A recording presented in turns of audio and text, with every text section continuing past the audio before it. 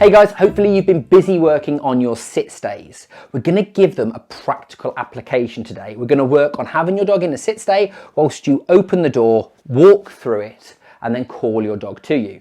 One of the most common complaints we get when we walk into a rowdy pet home to help them with their pet is that they can't even walk out the front door without their dog barging past them. Okay, so we're going to have a look at that today. You'll notice that we work quite carefully and incrementally through the process, okay? So I'm going to explain that to you, then I'm going to show you with Sydney. So what we'll do first is we'll ask the dog for a sit, and it doesn't matter at this stage whether you're luring the sit, whether you're just using a hand gesture, or whether you're saying the word sit, okay? Get your dog in a sit, and then we're going to work through the process. The process is touch the door handle, feed the dog. Press the door handle down a couple of centimetres, feed the dog. Press the door handle down all the way, feed the dog. Press the door handle down all the way, open the door a few centimetres, feed the dog. And you gradually build it up until you're able to close and open that door all of the way, walk outside, and then call your dog to you. A couple of things. At some point, your dog will break. Okay, so keep an eye out for that. You don't need to tell them off when they do. We just go back a couple of steps to where they were successful and start the exercise again from there. You don't just start it back from the very beginning. The second thing is, the first time you go out of sight, make it incredibly brief for your dog, okay? We don't want it to be too hard for them, and it might be one of the first times that you've done this part of the exercise, okay? So maybe I'd take my body out and just leave my head hanging out so that the dog can still see me for the first time I send my body out of sight, come back, feed the dog. And the second time I'd make it ever so brief and I'd just pop my head back behind so you can't see me, and then I'd come back and feed him. So very, very brief the first few times you go out of sight. Okay, I'm going to work through the process with Sydney now. At some point you'll see me go over and grab this, which is a purple ring. It's one of his favourite toys, so I'm going to throw that out of the door just to make the exercise a little bit more difficult for him at some point, so that he's motivated to go out of the door, so that we're really working on that impulse control to go through the door. Okay, sit, good boy.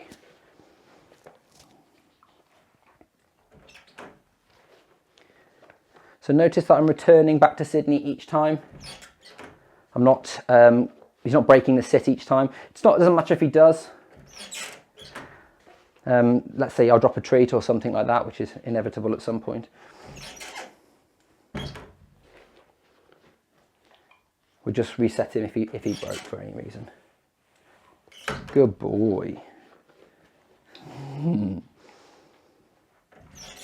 So you get the gist, we gradually build it up a little bit at a time. Well done, buddy. Ooh, that's lots of treats.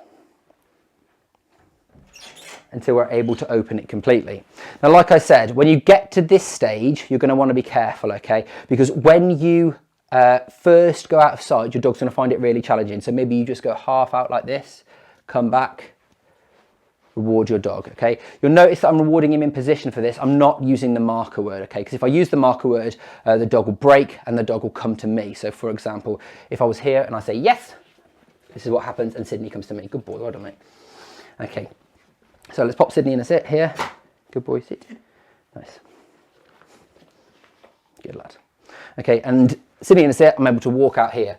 Okay, the first time I'm just going to nip my head behind, come back and feed my dog. Good boy. Until I can go out of sight completely. Once I can go out of sight completely, then I would, good boy, and then I would be able to call my dog to me. Bop, bop. Good lad, well done.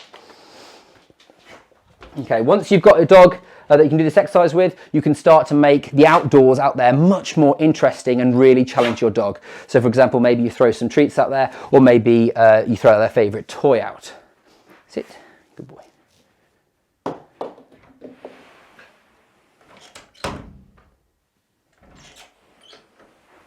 Okay, go get it.